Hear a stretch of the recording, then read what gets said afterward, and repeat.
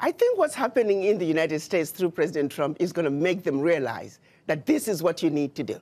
You're going to have to pull yourself up by the bootstraps. President Trump is saying, I have a mandate, America first. So you Africans, are you going to sit back and just wait and see the next move that President Trump is going to make? Or are you going to also say, I have a mandate from my people, and I'm going to do what I need to do? Take inventory of what you have in your country. Use it and use it wisely. No more begging. You don't need to have anybody filling the gaps in your educational system. You don't need anybody filling the gaps in your healthcare system. You don't need anybody creating initiatives in the most remote parts of your country because they claim that you, the government, cannot have access to that. How can somebody come from all the way from the United States, all the way from Britain, and access the most remote part of your country that you in your country cannot access? It is the most stupid thing. When you listen to the justifications and the explanations as to why they are there, it's a joke, and this needs to stop. We need to understand the real reason why USAID is in Africa, and not just USAID, but other NGOs. You look at DFID, which is the British equivalent, and many other smaller ones. Their sole purpose was to act as if they're coming to rescue Africa. They're coming to fill in the gaps in government services, gaps in education, gaps in healthcare, gaps in humanitarian services. They're coming in the guise of addressing issues to do with human rights, issues to do with environmental protection and social justice. They are coming in claiming that they are introducing grassroots initiatives that are going to help the people. And so they use that as a way to go into the most remote parts of Africa. They're talking about government advocacy. When you look at it on paper, it all looks really good. But they're actually wolf in sheep's clothing. Good morning, good evening, and good afternoon, Africans. I believe by now everyone knows what Donald Trump did with the USAID thing, you know. USAID means United States of America International Development. It's a fund that is always allocated for poor countries that are struggling to feed their population, you know. Most of these countries are these third world countries. Some countries in Africa, actually the majority of countries in Africa. We also have some countries in Southeast Asia and some countries in the Southern America, you know. Countries like Chile, countries like Paraguay, Uruguay, such countries. So USAID has always been helpful many times. That is what we believe, you know. However, it is said that, and from reasoning and from empirical evidence that we have from the people themselves, people who work for USAID, it is believed and it is said that there has been a rampant corruption. There has been too much extortion, you know. Trump and his government, USA, all along with those other presidents, Obama himself as well, Biden, count the list. For a long time, they've been pushing money to countries, these poor countries, you know. But it happens that these poor countries have not been benefiting from the funds that have always been sent by the United States of America International Development funds, you know.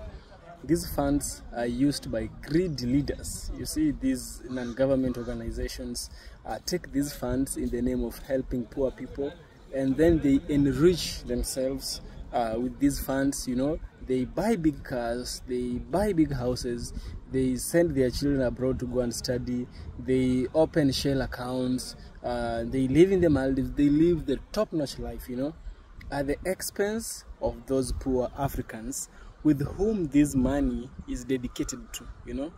And it is true, it's happening, you know. In Africa, to become a leader is a gateway to the world of riches. To become a leader is a gateway to being a tycoon, you know. It's abnormal. It will be abnormal for you to see an MP driving a single car in Kenya. It will be abnormal, you know. that is in Africa. But in those developed countries, they don't need to show who is boss. They don't need to show that they got money or anything, or rather they have power. No. In fact, some of these MPs in these Western countries walk by foot to the parliament. By foot, yes. Of course, they need to have their bodyguards. But for an African MP, they'll even take 20 cars. 10, 20 cars, you know.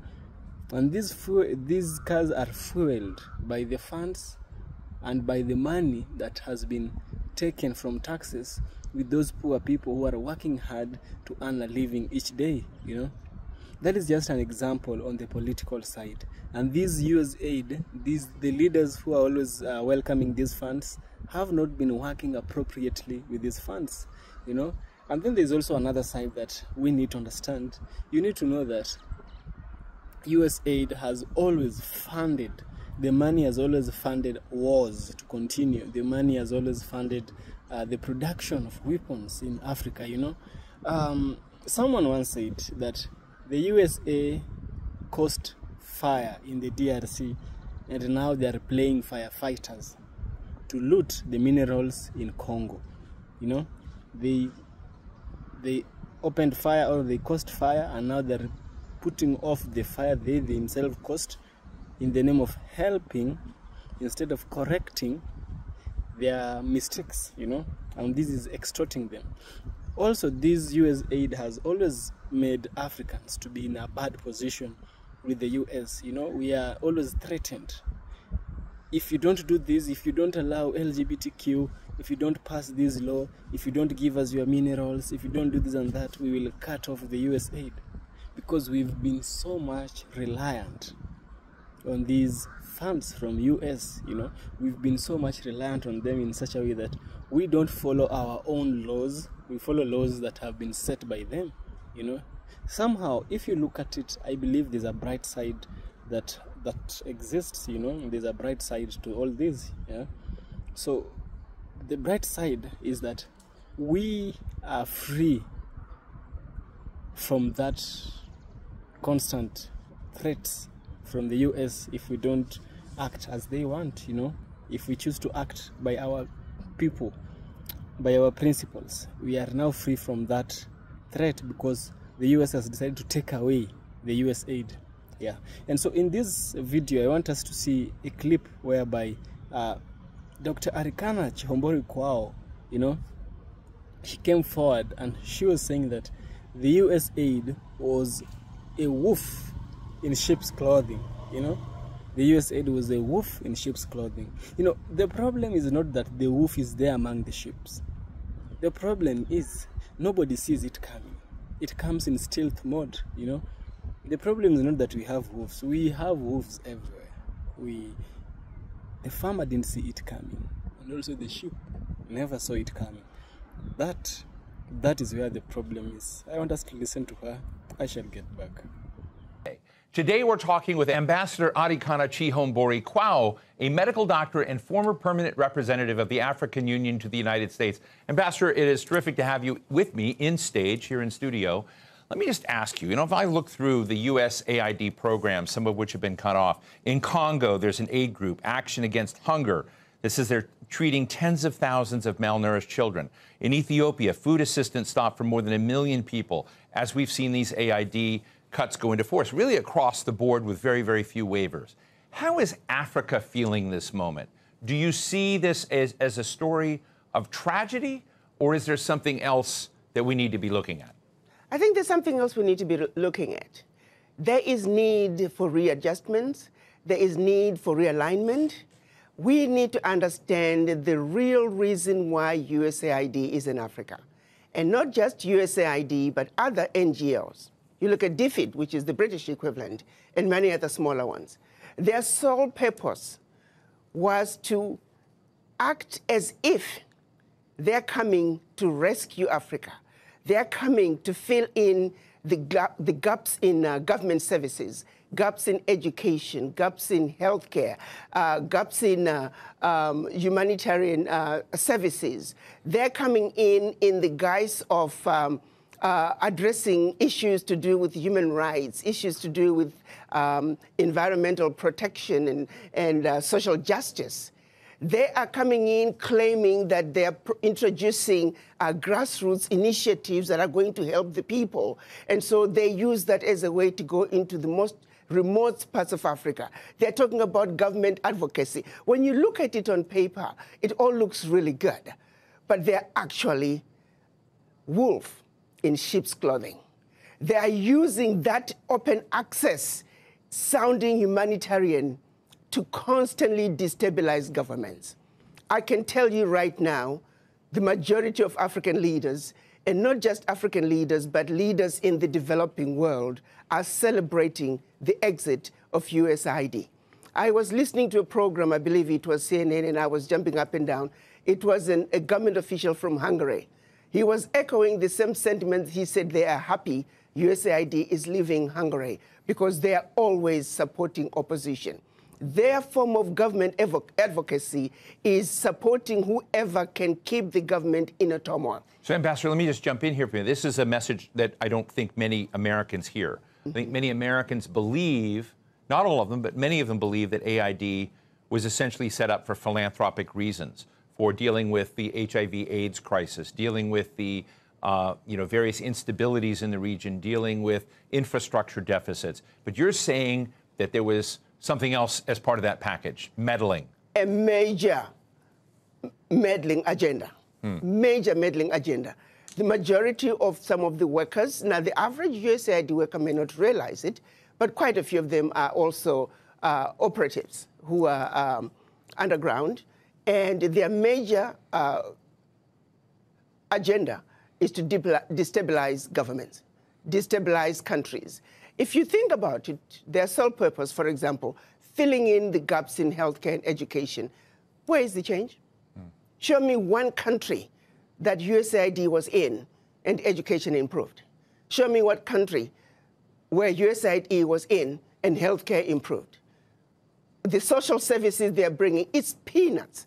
The American taxpayer needs to know the billions of dollars that are being given to USAID, a fraction is making it to the people. Look, one of the highest profile medicine programs is PEPFAR, which both Republicans and Democrats here in Washington are really having outcries about. It was one of the signature programs of President George W. Bush to try to respond to the HIV/AIDS epidemic in Africa.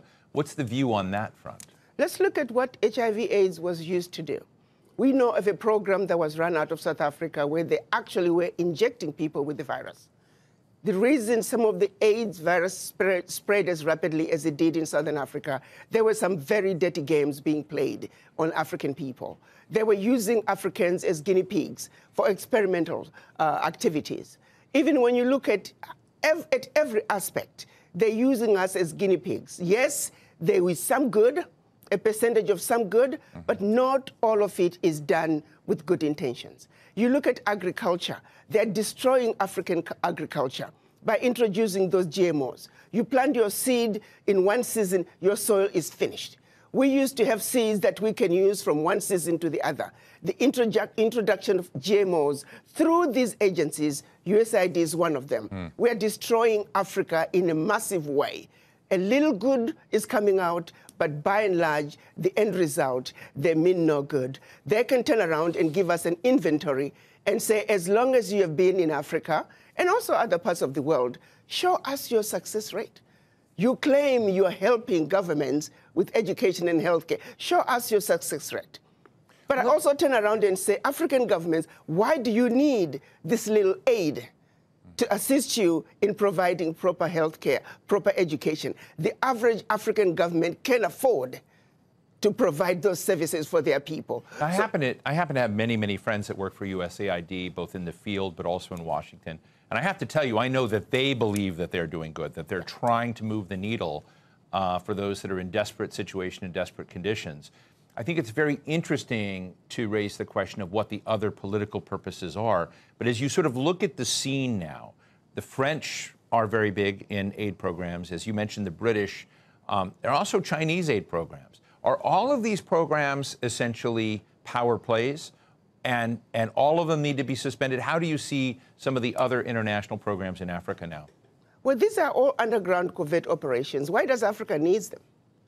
Why do we need them? Africa has been the provider. If you look at Europe, Europe cannot survive without Africa. One situation that people don't realize, post-World War, when the US came up with the Marshall Plan, what they don't tell you is that the contribution through exploitation of African minerals was actually the biggest funder of the European Recovery Plan, ERP, aka the Marshall Plan. US contributed $13 billion, which is now present day $175 billion, which, by the way, the American taxpayer must be paid back. Nobody's asking for that money back.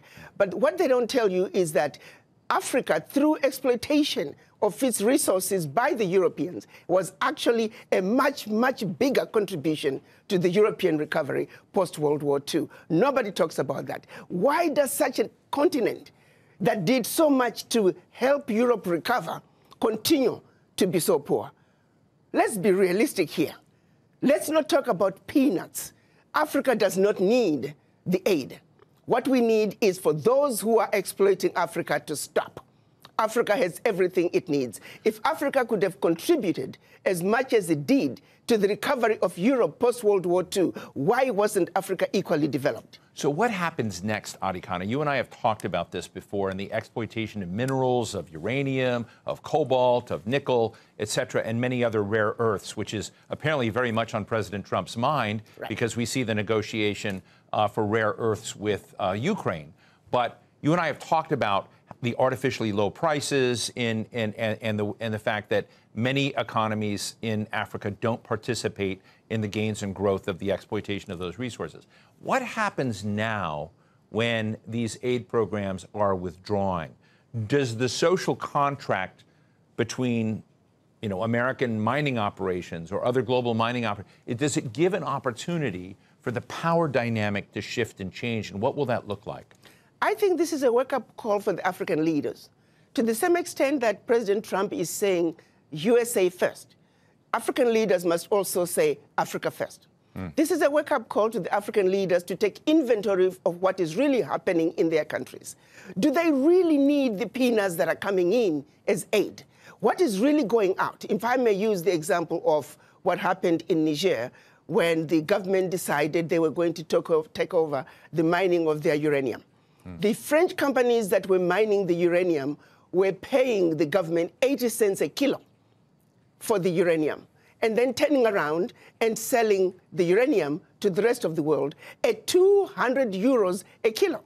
So that one move from the Nigerian government to say we are now going to take ownership of our own uranium, they went from realizing about $1 billion in uranium resources to over 300 billion a year. Do you realize what I'm talking about? No amount of NGO could bring that kind of money. And this is only one mineral. Now imagine the country taking inventory of all their minerals and benefiting from their natural resources like the rest of the countries in the Western world. That is what African leaders need to look at. Do you see that in the horizon of African leaders right now? They're do you see them? Who do you see as the standout winners of that kind of change? And who do you think is still chasing AID contracts? Let me tell you, we need to look at what's happening in Burkina Faso, Niger, and Mali. President Traoré is standing up. He is saying the natural resources in Burkina Faso, they belong to the people of Burkina Faso. Niger is doing the same thing. Mali is doing the same thing. Every leader must look at what's happening in the Sahel nations to say, like anybody else, you must take care of your people. You have your natural resources. You have everything you need to take care of your people. Why do you continue to be beggars? Look at what is being brought in by not only USAID, but all the NGOs in your country. It's peanuts. It's a joke that the African leaders should continue to be beggars of peanuts when you are looking and allowing billions to get out of your country year in and year out, if not trillions, in natural resources that your people should be benefiting from. It is a wake-up call for African leaders to wake up and say, President Trump is saying, US first, America first. You too must say, your country first. because you have everything it takes. It is a joke. It is embarrassing to see I have not seen any African leader cry over USAID living.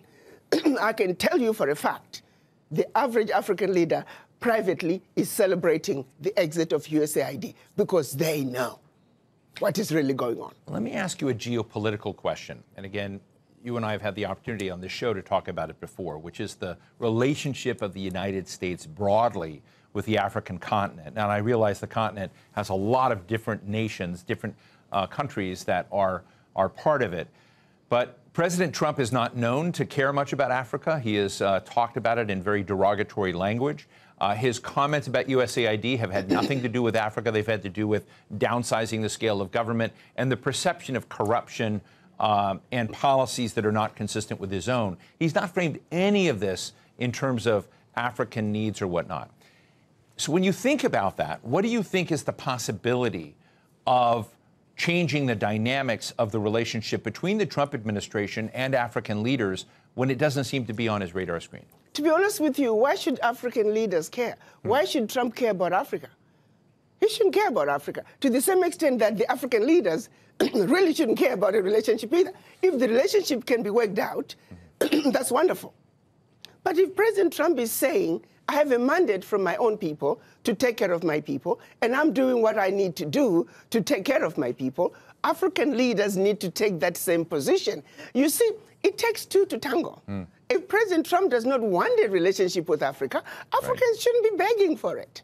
Are you with me? Do you think this will transmit to the way Africa deals with Europe? With France, with Germany? I'm hoping that this will translate into African leaders looking from within, because they don't really need to keep looking outside. They have what it takes. It's a wake-up call, just like what happened during COVID. It was a wake-up call for African leaders to realize that you must begin to look within Africa to take care of yourself. When the chips were down, the world walked away from Africa during COVID. So that's a reality. No supplies were coming to Africa. Africans were not manufacturing anything, and African leaders were forced to look from within. This, I'm hoping, is another wake-up call where African leaders also begin to realize we must look from within. But let me underscore this. The average African leader and majority of leaders of developing world, I can tell you, they are celebrating the exit of USAID, and we hope that there will be exits of many other NGOs that are carrying out nefarious activities in Africa and anywhere else in the developing world in order to further the agendas of their governments, which is to continuously destabilize, divide, and conquer. To be quite candid, Ambassador, much of the world looks at the African continent as a gold mine, as a diamond mine, as a mine for precious materials and resources, which we've talked about. One of those other major powers, rising powers in the world, is China. Yes. China has huge stakes, and there's always been the narrative that America is not doing aid very well in Africa, that China is beating us. Bono would come out and say, hey, in all of the refugee camps and whatnot set up in Africa, even the tents say made in China, even though the United States may be providing the support. Yes. That there's a lot of both criticism and acclaim for the fact that China has been involved in recent decades in helping Africa develop its infrastructure and whatnot, to position itself better in Africa than the United States and maybe Europe have with regards to resource agreements in Africa. So is China the next villain in the story? Well, again, my position is Africans must take a position and protect their turf. China wants to come and exploit Africa, they'll get away with it to the extent that Africans allow them. The United States wants to come and exploit Africa, they'll get away with it to the extent that the Africans will allow them. The question is, does Africa have an African position when they come to the negotiating table with the world? The answer right now is no. Africa must unite. Africa must speak with one voice, and Africa must go to the world stage with one voice, one agenda, one plan that the world will have to respond. But as long as Africa is going to the world as bitty little countries, as Togo, as Eswatini, as Guinea-Bissau, Africa is fighting a losing game. Africa must unite, and Africa must speak with one voice. That is the only way a strong, united Africa can take a rightful place on the world stage and be respected and stop the exploitation. Why is it so hard?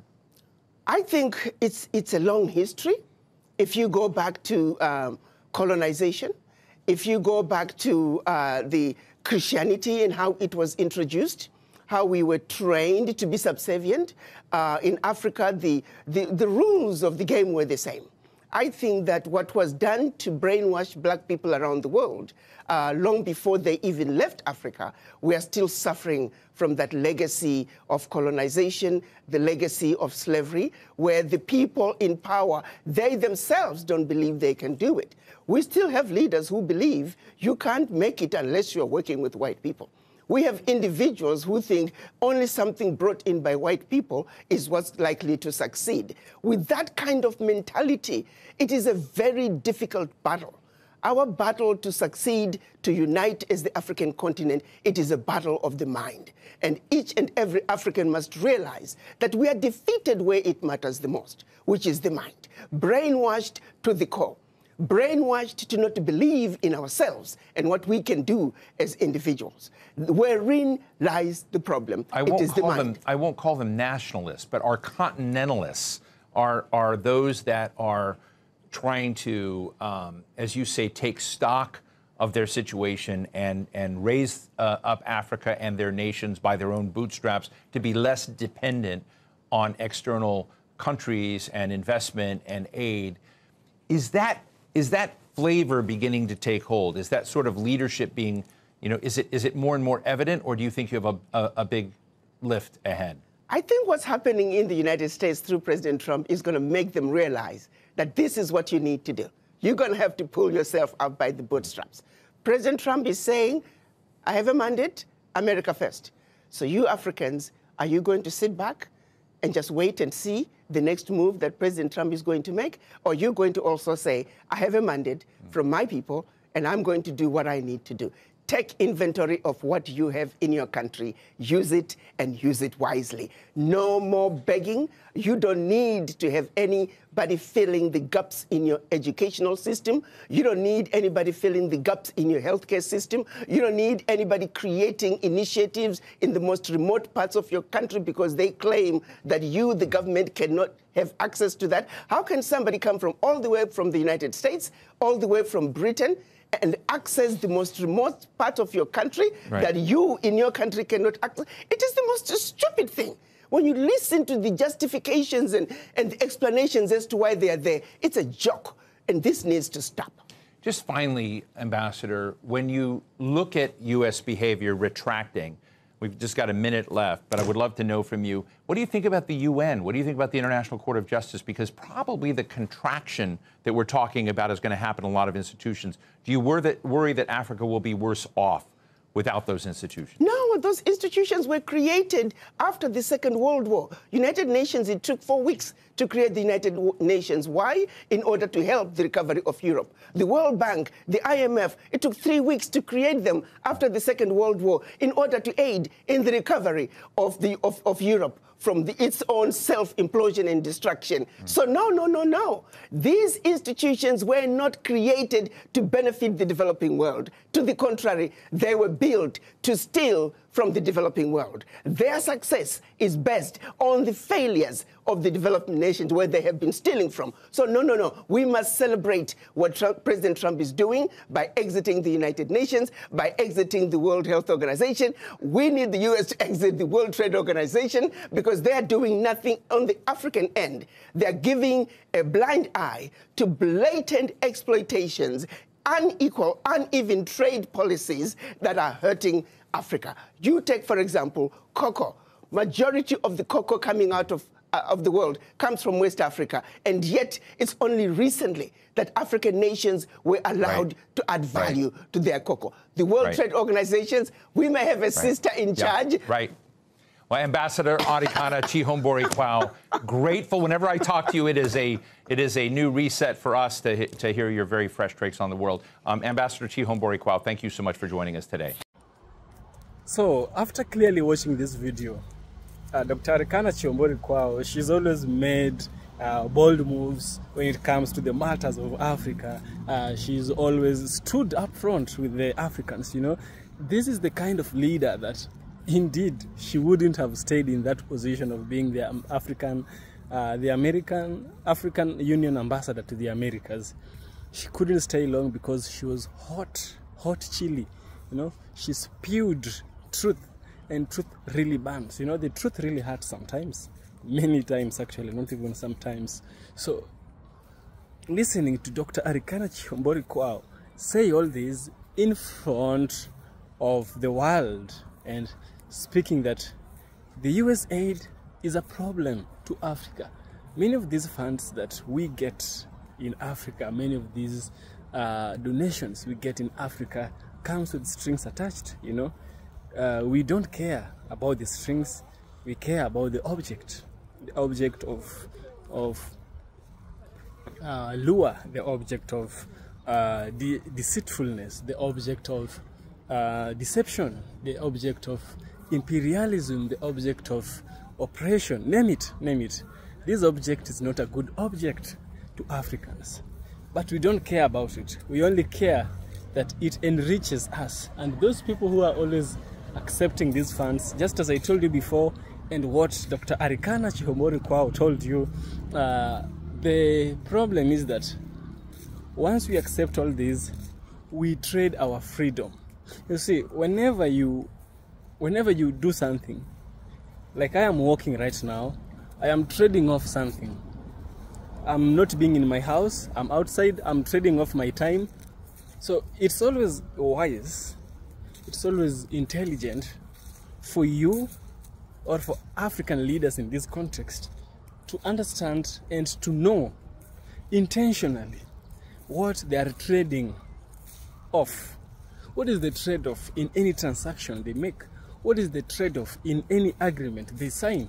You know, with the US aid, the trade-off was we are lacking our sovereignty, we are lacking our boldness, we are lacking our independence. We are trading off freedom for neocolonialism and for these donations, you know. I believe that Africa is so rich. Africa is has always been the richest continent in the whole world. In fact, DRC is a country in Africa, and DRC is the richest in the whole of the world, you know, in terms of natural resources. Very rich, yet poor. It is poor, and also it has been receiving US aid. The US aid it has been receiving is the one which is continuing to make it poor and poorer, you know. The American government, the CIA, the Central Intelligence Agency, have always taken part in the coups we have in Africa. They have taken part in the assassination of PLO Lumumba. They took part back then, you know, and they tried to erase evidence as they could until the truth came out, you know. There's always something about the human body. You can never hide it forever. It will always reveal itself. Something weird, something outside this world about the human body. So let's put aside the issue of PLO Lumumba. Let's remember that US aid is not really an aid. This is like laughing at us for the cruelty that has always been showed to us, for the colonization, for the slavery, for the deception, you know, for the stealing. You see, I say that you must understand what you're trading off. Now they come and they give us US aid. Maybe let's say they give us $10 million, but they come and take our natural resources times 10 or times 100 of that in the name of they are going to help us trade. No. Whatever you are giving us does not equal what you are taking. And this is something African leaders know. He knows that this $10 million is enough for me or enough for my team, but the $100 million that was supposed to be feeding the whole country, I'm not going to do that. It's better they take that $100 million worth of resources and I keep my 10 million with me. Selfish leaders, very, very selfish leaders. They don't think of them, they don't think of others, they think of themselves. Just as I told you before, being a politician in Africa is a gateway to being wealthy, is a gateway to being a tycoon. You go there and you self-service yourself. A few and a handful of these politicians have generational wealth. A few of them also are morally upright, you know. Africa, it's time we wake up, we stop accepting free things. We should now start accepting what's really ours. We should now really accept that we don't need their aid, we need their trade. We don't need their aid again, we need their trade. Don't come and give me little money for my big material in the name of aid, no. You want my material, you come with trade. Then we will trade, but not aid. Yep. I hope you have been enlightened by all this. And if you have, kindly consider subscribing. I'll surely appreciate your subscription. And also, see you in the next one.